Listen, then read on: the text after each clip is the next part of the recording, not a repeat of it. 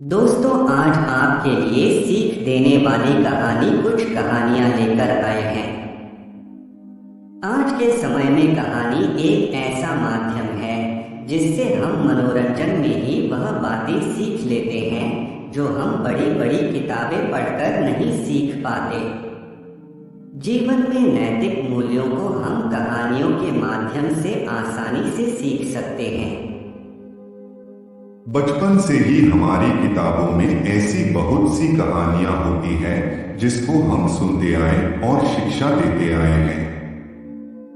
आज की इन कहानियों का उद्देश्य भी आपके जीवन में नैतिक शिक्षा का संचार करना है। आपको सीख देने वाली कहानी से क्या शिक्षा मिलती है, आप हमें कमेंट करके जरूर बताएं। दोस्तों, एक गांव में एक सफल व्यापारी रहता था। उसके पास एक अच्छी बड़ी दुकान थी और आमदनी भी इतनी थी, गांव में सबसे ज्यादा अमीर वही था। हर आदमी उससे अच्छे से बात करता और वह लोगों की बहुत मदद भी करता। वह दिन रात मेहनत और बाकी समय में पूजा पाठ भी करता कि बहुत इज्जत करते थे। पर उस व्यापारी की एक बुरी आदत थी।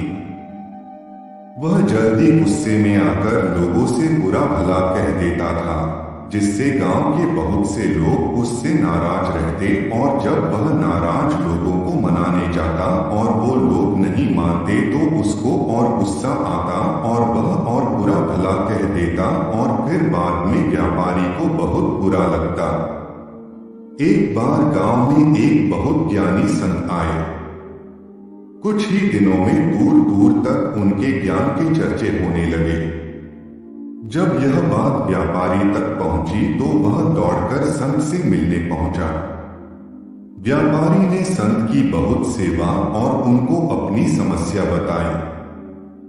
संत ने व्यापारी से कहा, तुम बहुत सारे कागज के टुकड़े लो और पूरे गांव में फेंक आओ, फिर मेरे पास आना। व्यापारी बिना सोचे समझे दिन भर कागज के छोटे छोटे टुकड़े पूरे गांव में फैला देता है और फिर संत के पास पहुंच जाता है। संत उस व्यापारी से कहते हैं, तुम्हारी समस्या का समाधान मिल गया है, बस तुमको एक काम करना है।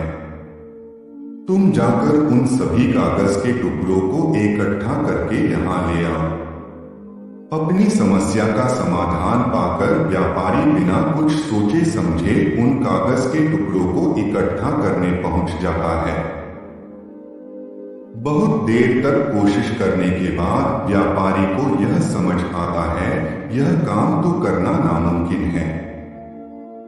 सीख देने वाली कहानी। वह दौड़कर संत के पास जाता है, कहता, आपने काम दिया वो तो असंभव है, मैं चाहकर भी उसको पूरा नहीं कर सकता। संत मुस्कुराते हैं और कहते हैं, बेटा मैं भी यही कहना चाहता हूँ, किसी को कहे अपशब्द वापस नहीं सकते हैं, इसलिए हमें हमेशा सोच समझकर बोलना चाहिए। आज के बाद तुम यह बात अपने मन में अच्छे से बिठा लो, चाहे कुछ भी हो जाए, तुमको किसी को अपशब्द नहीं बोलना है। संत से प्राप्त इस ज्ञान से व्यापारी की आंखें खुल जाती है और वह दोबारा जब भी किसी को गुस्से में कुछ बोलने वाला रहता है, उसको कागज के टुकड़ों का उदाहरण याद आ जाता है।